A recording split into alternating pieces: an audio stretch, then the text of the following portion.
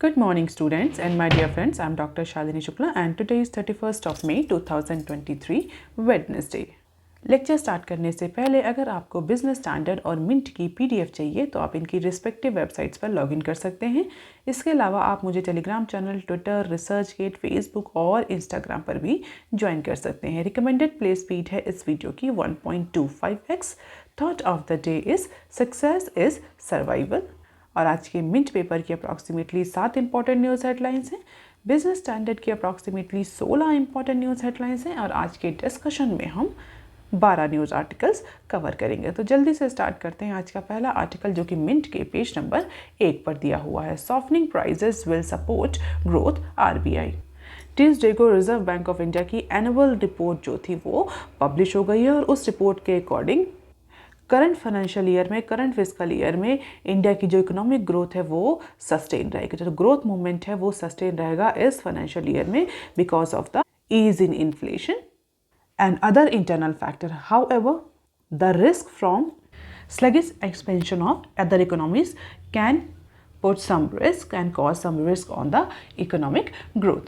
तो आरबीआई की annual report के अकॉर्डिंग इंडिया का जो ग्रोथ मोमेंटम है वो इस करंट फिस्कल ईयर में भी कंटिन्यू रहेगा। हालांकि जिस तरीके से वेस्टर्न इकोनॉमीज़ और डेवलप इकोनॉमीज़ में रिसेशनरी सिचुएशंस आ रही है उनका इम्पैक्ट इंडियन इकोनॉमी पर भी देखने को मिल सकता है। But Reserve Bank of India के according there is a optimism to strong macroeconomic policies, lower inflation, robust financial sector, healthy corporate sector and that will continue to the thrust of quality of government expenditure. तो RBI के according जो macro economic policies हैं वो भी strong रहेंगी, inflation with in limit रहेगी, control रहेगी, corporate sector से भी इन्वेस्टमेंट देखने को मिलेगा, फाइनेंशियल सेक्टर जो है वो भी रोबस्ट रहेगा इंडियन इकोनॉमी में और इन सब की वजह से जो गवर्नमेंट एक्सपेंडिचर है वो भी इम्प्रूव करेगा जिसका इम्पैक्ट हमें इंडियन इकोनॉमी पर पॉजिटिवली देखने को मिलेगा।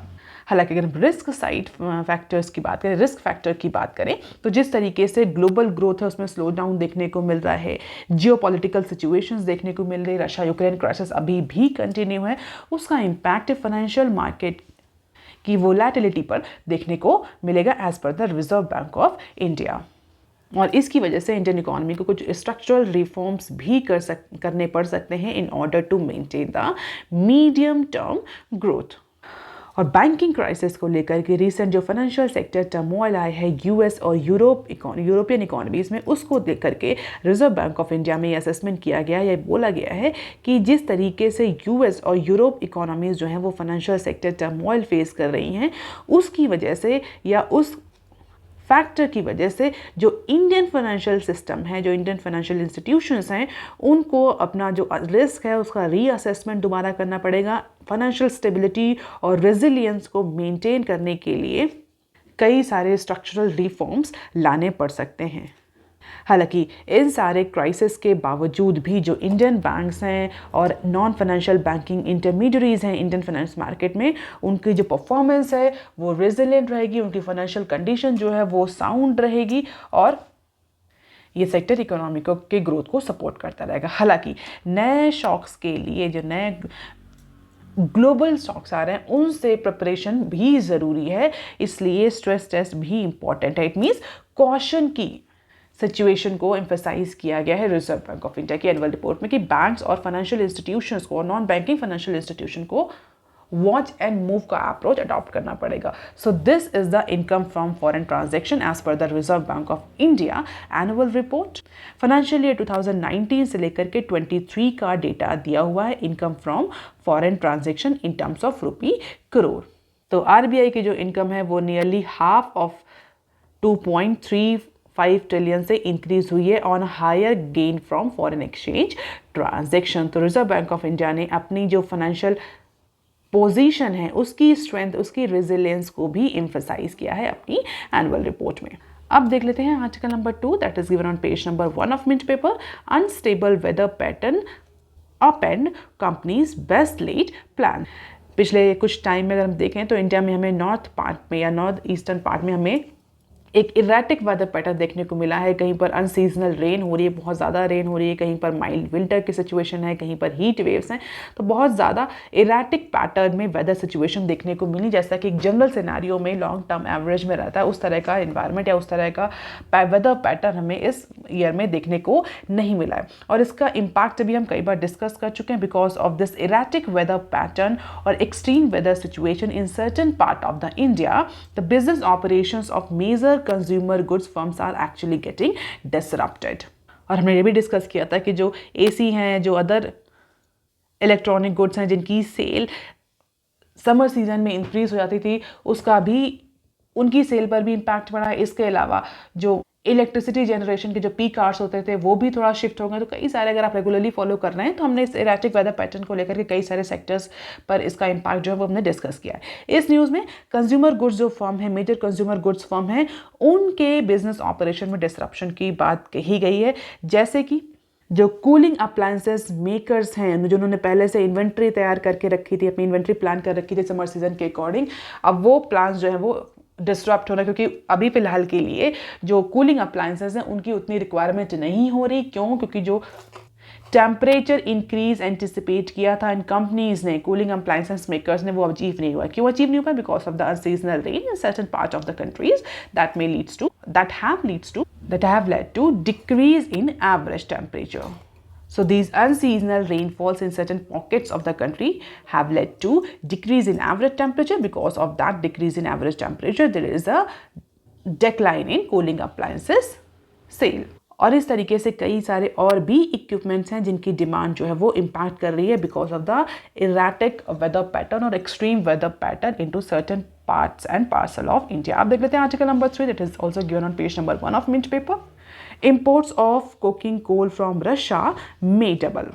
रिसेंटली जिस तरीके से रशिया ने इंडिया को डिस्काउंटेड क्रूड ऑयल ऑफर किया था, उसके बाद से अगर हम देखें, उसके बाद का अगर हम डेटा देखें, एक्सपोर्ट इंपोर्ट का डेटा इंडिया और रशिया के बीच में, तो जो हमारा इंपोर्ट है क्रूड ऑयल का फ्रॉम रशिया वो सिग्निफिकेंटली इंक्रीज हुआ। अप्रॉक्सीमेटली 300% से ज़्यादा इंक्रीज हुआ है रशियन क्रूड ऑयल का इंपोर्ट इन इंडिया। अब इसके बाद ऐसा कहा जा रहा है कि जो की रशियन रिसोर्सेज हैं उसमें भी हमें इंक्रीज देखने को मिलेगा आगे आने वाले टाइम में, अपार्ट फ्रॉम क्रूड ऑयल। तो क्रूड ऑयल के अलावा कुछ और रशियन रिसोर्सेज हैं जो कि इंडिया की मार्केट में आगे आने वाले टाइम में फ्लड लाने वाले हैं। इंडिया की मार्केट में उसकी अवेलेबिलिटी ज़्यादा इंक्रीज होने वाली है, या सिंपल टर्म में हम बोले इंडिया उसका भी इंपोर्ट इंक्रीज करने वाला है। सबसे इंपॉर्टेंट कमोडिटी कौन सी है? Coking coal. तो इस फाइनेंशियल ईयर में कोकिंग कोल का इंपोर्ट भी, रशियन कोकिंग कोल का इंपोर्ट भी इंक्रीज होगा। इसका रीज़न सेम रीज़न है कि जो रशिया है वो लोअर प्राइस में कोकिंग कोल ऑफर कर रहा है इंडिया को।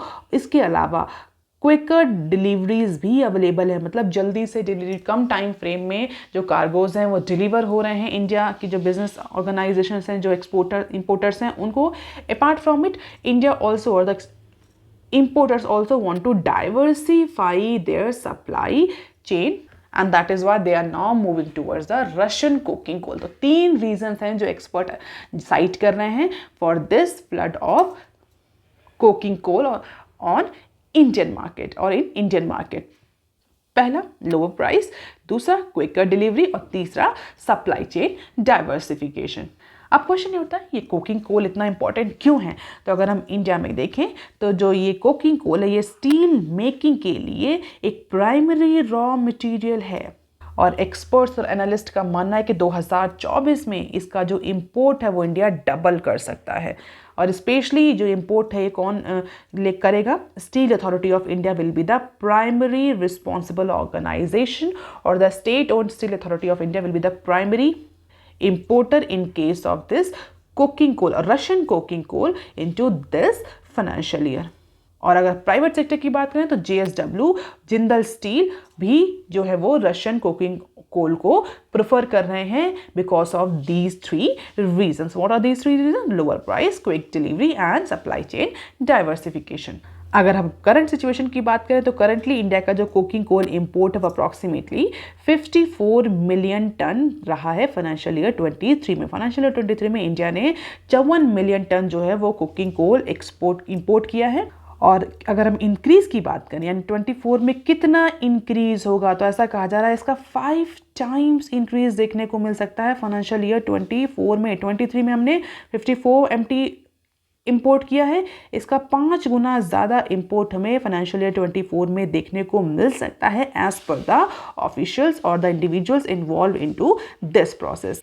ये तो बात होगी ओवरऑल कुकिंग कोल के इंपोर्ट की। अगर हम रशियन कुकिंग कोल की बात करें तो फाइनेंशियल ईयर 23 में इंडिया ने अप्रॉक्सीमेटली 4 MT यानी 4 मिलियन टन्स का रशियन कुकिंग कोल जो है वो इंपोर्ट किया है, यानी बहुत मिनिमल और डेसिमल अमाउंट है। 54 में केवल 4 MT जो है वो रशिया से आया है फाइनेंशियल ईयर 23 में, और इस बार इसको इंक्रीज करने के लिए सिग्निफिकेंटली इंक्रीज करने की बात कही जा रही है।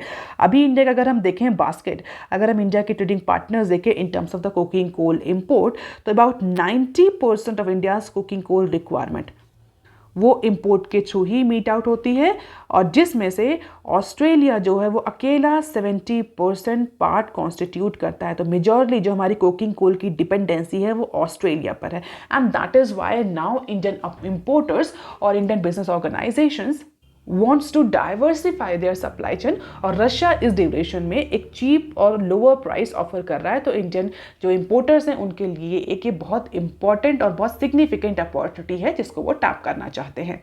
तो ऑस्ट्रेलिया 70% कॉन्स्टिट्यूट करता है हमारा टोटल कुकिंग कोल इंपोर्ट का। अब प्रॉबेबली हो सकता है इस फाइनेंशियल ईयर में हम रशिया से भी एक सिग्निफिकेंट नंबर में इंपोर्ट करें। इंडिया की जो 90% रिक्वायरमेंट है कुकिंग कोल की, जो कि प्राइमरी रॉ मटेरियल है फॉर स्टील मेकिंग कंपनी, वो 90% हम इंपोर्ट से ही पूरा करते हैं। इट मीन्स हमारे यहाँ इसके बहुत ज़्यादा रिफाइनरीज या बहुत ज़्यादा इसके माइंस अवेलेबल नहीं हैं।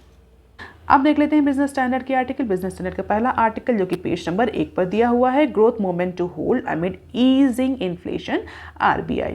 तो जैसा कि अभी हमने मिंट की एनालिसिस में डिस्कस किया है कि रिजर्व बैंक ऑफ इंडिया ने अपनी एनुअल रिपोर्ट जो है वो पब्लिश कर दी है, और उस एनुअल रिपोर्ट में रिजर्व बैंक ऑफ इंडिया ने फाइनेंशियल ईयर 24 के लिए इंडिया का जो ग्रोथ मोमेंट है उसको सस्टेन करने की बात कही, उसको सस्टेन होने की बात की, उसके रेजिलिएंट होने की बात की। हालांकि रिजर्व बैंक ऑफ इंडिया ने कहीं ना कहीं फैक्टर आउट भी किया है कि जो एक्सटर्नल वेरिएबल्स हैं, जो एक्सटर्नल इकोनॉमिक सिचुएशन है, उसका इम्पैक्ट हमें इंडियन इकोनॉमी पर देखने को मिलेगा।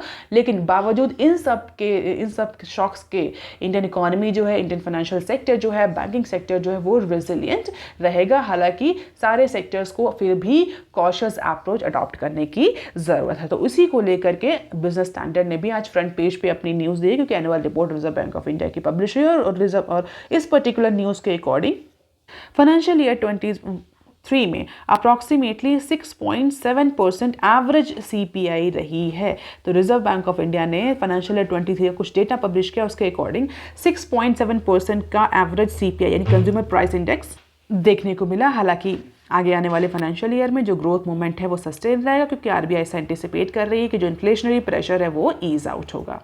और अगर रेपो रेट इंक्रीज की बात करें तो last year reserve Bank of India ने अप्रॉक्सीमेटली 250 बेसिस पॉइंट से पॉलिसी रेपो रेट को इंक्रीज किया। टोटल 250 डिफरेंट सेशंस में जो पॉलिसी रेट इंक्रीज हुआ है उसमें रेपो रेट इंक्रीज है, उसमें टोटल अगर हम देखें फाइनेंशियल ईयर 23 का तो 250 पॉइंट से रिजर्व बैंक ऑफ इंडिया ने रेपो रेट को इंक्रीज किया है। और इससे कई सारे reason Reserve Bank of India ने साइड किए थे कि जिस तरीके से डिमांड सप्लाई मिसमैच देखने को मिल रहा था because of food and energy shock, because of food and energy shocks, because of food and energy supply crisis.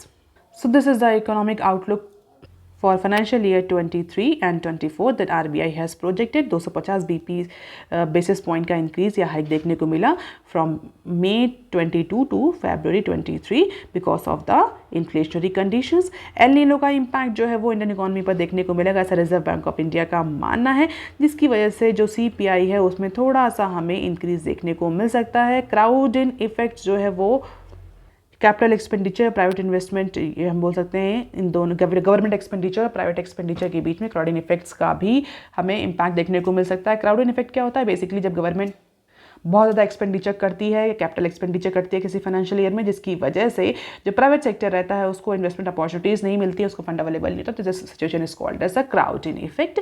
तो ये भी बोला है आरबीआई ने कि इसका भी इम्पैक्ट हमें फाइनेंशियल ईयर 24 में देखने को मिल सकता है। हालांकि जो ग्रोथ आउटलुक है वो फेवरेबल है, इन्फ्लेशन जो है वो लोअर रहेगी, बिजनेस फ्रेंडली पॉलिसी रिफॉर्म्स देखने को मिल सकते हैं बाई गवर्नमेंट।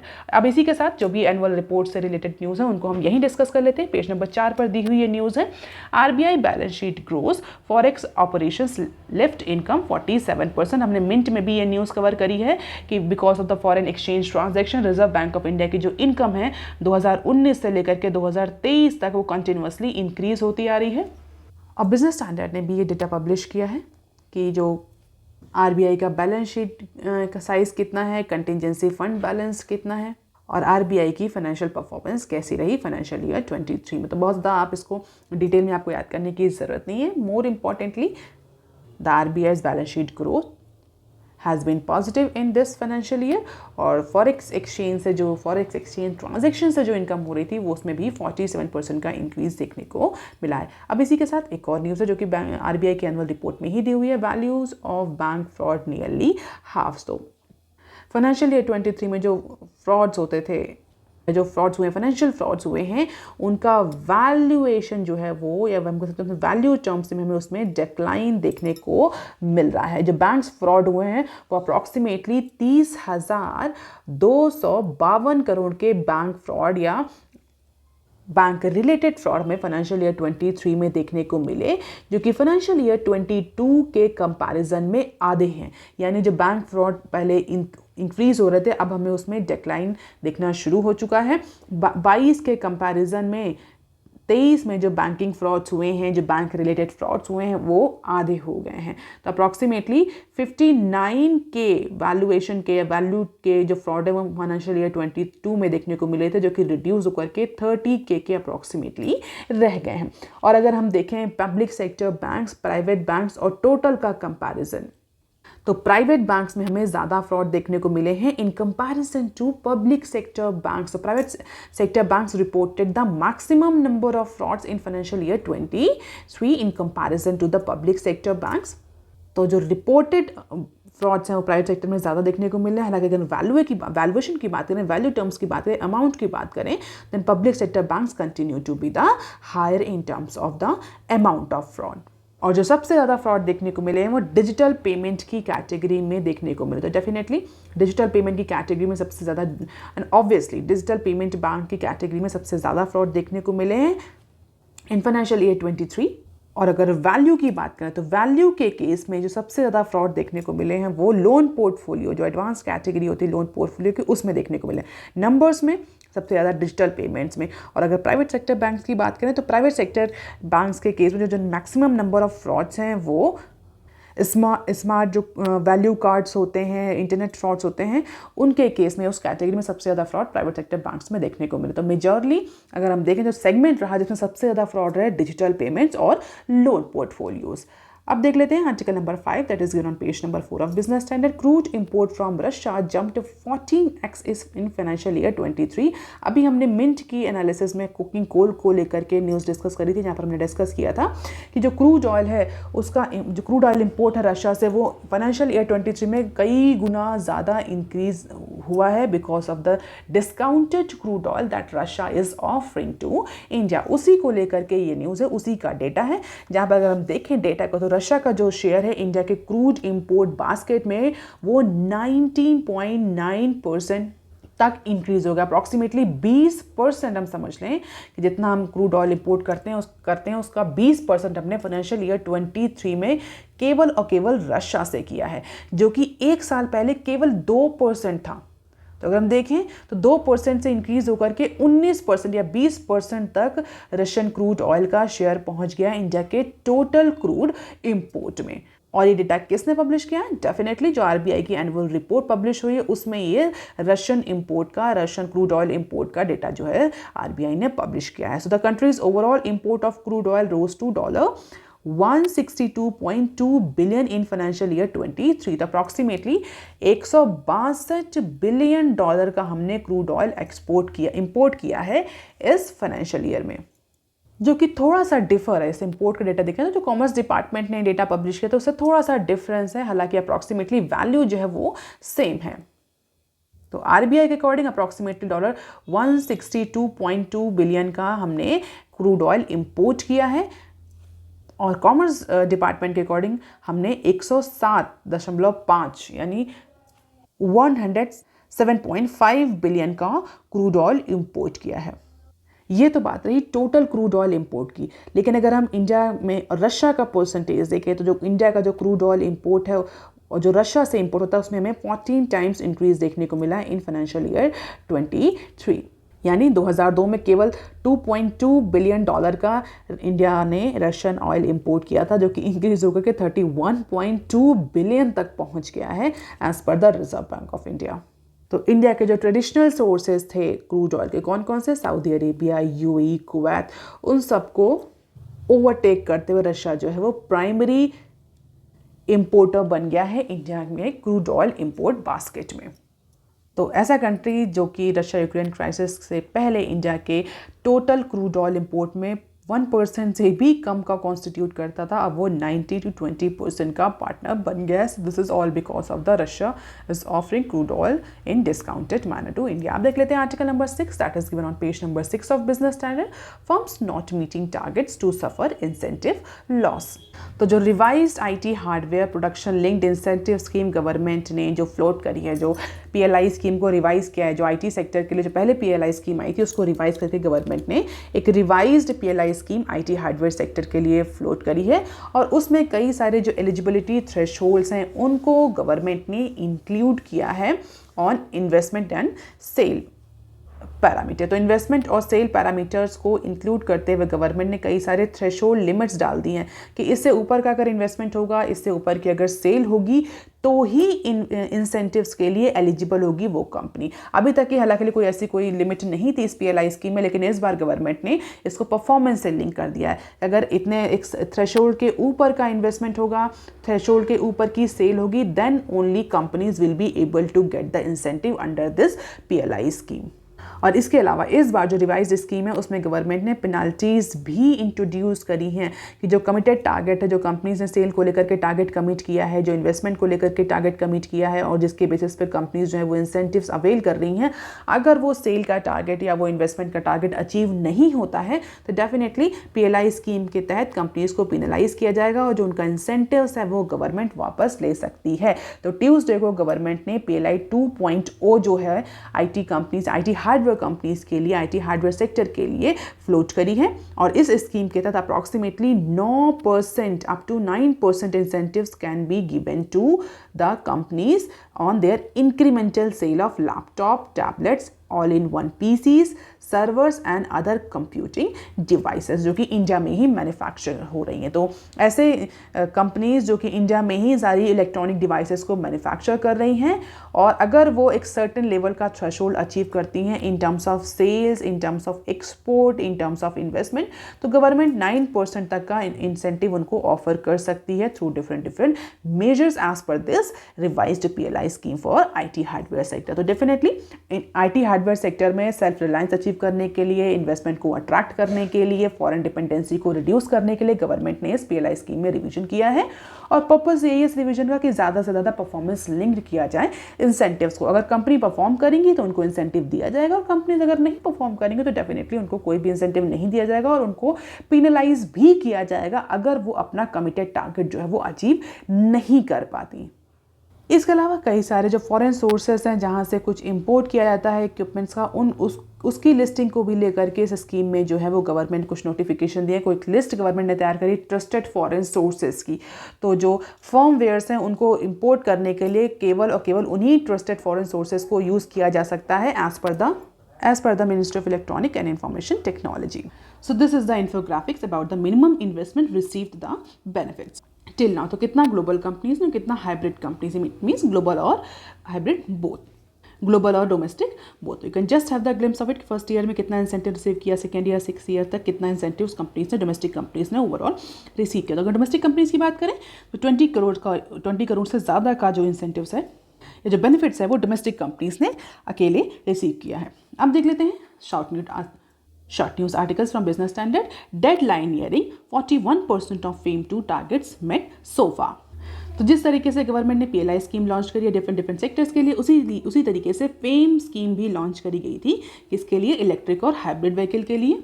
और इसको 2 फेज में लॉन्च किया गया। 2 वेरिएंट इसके अवेलेबल है, फेम 1 और फेम 2। तो फेम 2 जो है वो करेंटली प्रेवलेंट इंसेंटिव स्कीम है और उसी का स्टेटस इस पर्टिकुलर न्यूज़ में डिस्कस किया गया। So with only 10 months left before the deadline of centres flagship electric vehicle promotion scheme, that is faster adoption and manufacturing of hybrid and electric vehicle fame 2।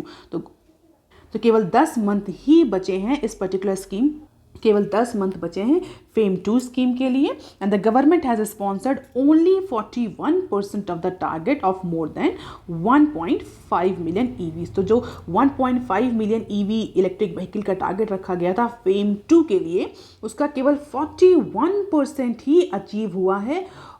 और इस scheme का जो tenure है उसका केवल 10 महीने ही बचे हैं। कब ये लॉन्च हुई थी स्कीम? मार्च 2019 में ये स्कीम लॉन्च करी गई थी, जिसके तहत गवर्नमेंट ने इलेक्ट्रिक व्हीकल और हाइब्रिड व्हीकल को लेकर के एम्बिशियस टारगेट सेट किए थे। And as of now government is not planning for expansion of this scheme.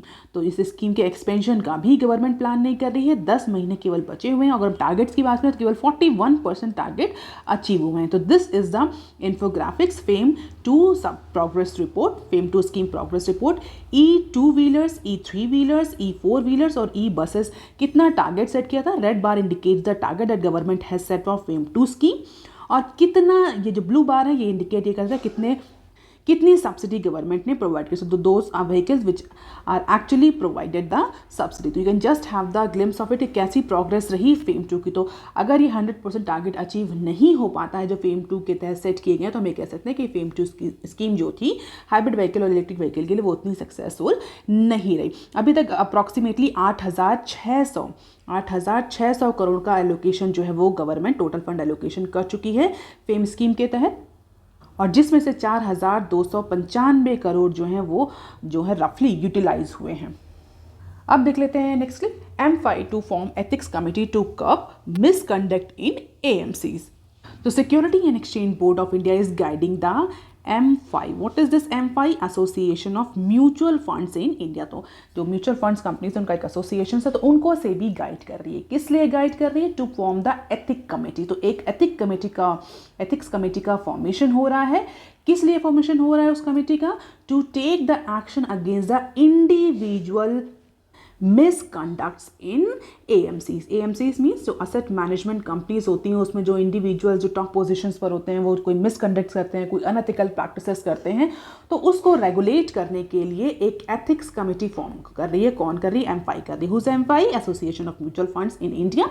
और उसको कौन गाइड कर रहा है? Security and exchange board of India. क्यों? क्योंकि security and exchange board of India में मार्केट रेगुलेटर एजेंसी है। और ऐसा कहा जा रहा है कि जो एथिक्स कमेटी बनेगी, this will actually be able to take the action on self regulatory basis against the individuals who found involve in any types of misconduct such as front running और इनसाइडर ट्रेडिंग। तो front running और insider trading जैसी जो unethical practices हैं जो AMCs में use होती हैं, जो टॉप मैनेजमेंट ऑफिशियल्स होते हैं जो किसी भी तरह का अनएथिकल बिहेवियर करते हैं, तो उनको सेल्फ रेगुलेटरी मैनर में ये जो एथिकल कमेटी है ये मॉनिटर करेगी और उनके अगेंस्ट एक्शन लेगी। सो लेट अस सी कि कब ये एक्चुअली कमेटी फॉर्म होती है।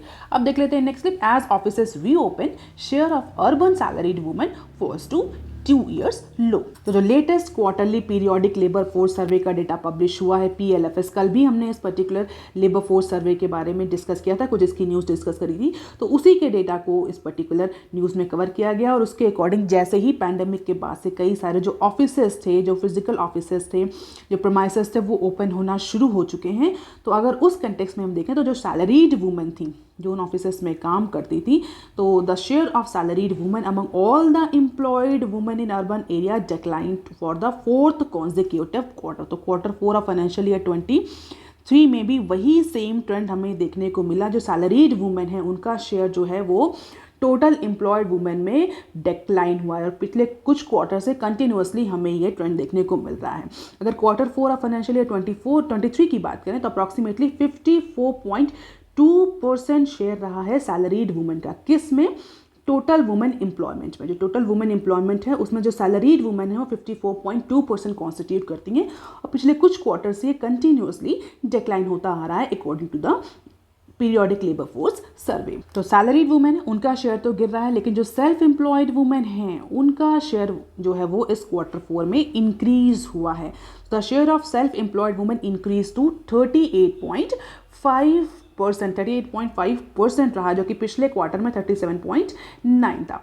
तो जो सैलरीड वुमेन है उनका शेयर गिर रहा है, जो सेल्फ एम्प्लॉयड है उनका परसेंटेज टोटल वुमेन एम्प्लॉयमेंट में इंक्रीज हो रहा है। And this is the infographics about the women and man at work. तो वुमेन का हम देख सकते हैं, वुमेन का कंपैरिजन देख सकते हैं। Black indicates the self employed section and this orange bar indicates the regular wage, mean salaried women और सैलरीड मैन। तो अगर हम हर क्वार्टर में देखें तो हमें देखने को मिलेगा कि जो सेल्फ एम्प्लॉयमेंट है वो इंक्रीज हो रहा है इन केस ऑफ वुमेन, जबकि सैलरीड जो वुमेन है वो धीरे धीरे उनका परसेंटेज डिक्लाइन हो रहा है। अब देख लेते हैं next clip, urban youth unemployment falling, not enough for demographic dividend. तो ये भी PELFS से ही रिलेटेड न्यूज़ है, जो लेबर फोर्स सर्वे है उससे ही रिलेटेड न्यूज़ है।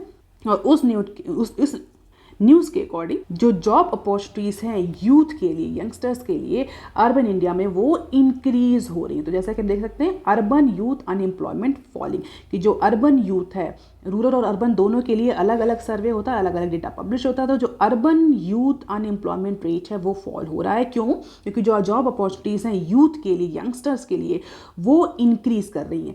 बट अगर हम देखें पेस ऑफ इंक्रीज, तो पेस ऑफ इंक्रीज इतना सफिशिएंट नहीं है जैसे कि कंपनी के डेमोग्राफिक डिविडेंड को रीप अप किया जा सके, उसके एडवांटेजेस को टैप किया जा सके। अब यहाँ पर एक क्वेश्चन है, व्हाट डेमोग्राफिक डिविडेंड। तो बेसिकली ये क्या होता है, हम कई बार डिस्कस कर चुके हैं, अगर जल्दी से मैं आपको बताऊं कि डेमोग्राफिक डिविडेंड क्या होता है। So it is basically the phase in which working population aged between 15 to 64 year is greater than compared to the dependent or non-working population, that is 14 or less than 14 and above than 65 years of age. It simply means the percentage of youngsters, youth or working population is more than the children or the old age people in any country. तो working hand ज़्यादा होंगे, it means dependency ratio जो है वो कम होगा, और country के पास ज़्यादा काम करने के लिए यूथ होंगे, ज़्यादा लेबर होगा, तो ज़्यादा प्रोडक्टिविटी होगी। तो उसको बोलते हैं डेमोग्राफिक डिविडेंड। अगर किसी कंट्री में डेमोग्राफिक डिविडेंड सही से यूटिलाइज नहीं होता, सही से चैनलाइज नहीं होता, तो हम उसको बोलते हैं demographic liabilities.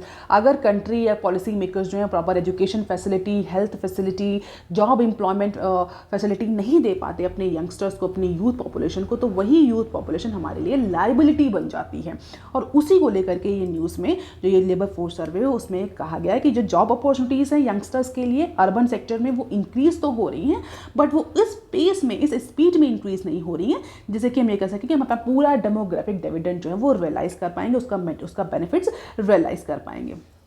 So this is the quarter wise data. Unemployment rate among 15 to 29 years old in urban areas, March, दिसंबर, सितंबर, जून एंड मार्च का डेटा दिया हुआ है, पिछले एक साल का डेटा दिया हुआ है। तो जॉब अपॉर्चुनिटीज़ तो बढ़ रही है, लेकिन अभी भी एक लार्ज सेक्शन यूथ का जो है वो अनएम्प्लॉयड है, क्योंकि उतने पेस में जॉब अपॉर्चुनिटीज़ अभी यंगस्टर्स को, यूथ को अवेलेबल नहीं है जितने की होनी चाहिए। तो वर्किंग हैंड ज़्यादा है बट उनके पास अपॉर्चुनिटीज़ नहीं है। So that is all for today students. Please like, share and subscribe. Thank you. Have a nice day.